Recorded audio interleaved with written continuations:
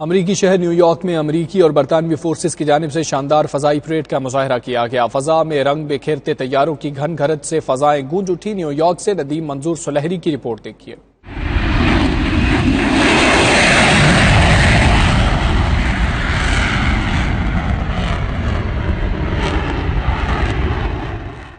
New York में आलमी air show का आगाज कल से होगा, जिसमें दुनिया भर की 14 बेहतरीन मिलिट्री और सिविल टीमें हिस्सा ले रही हैं। अमरीकी एयरफोर्स थंडरबर्ड, अमरीकी नेवी ब्लू एंजल्स के अलावा बरतानवी रॉयल एयरफोर्स की रेड एरो टीम भी शामिल है।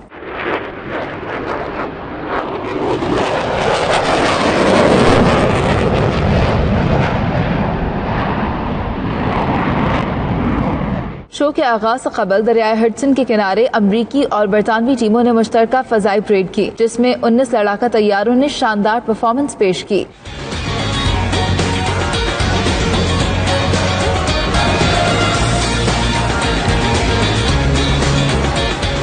परेड को देखने के लिए लोगों की बड़ी तादाद दरिया किनारे जमा थी, जिन्होंने कौसे क़ज़ा बनाते तैयारों की परफॉर्मेंस को खूब सराहा।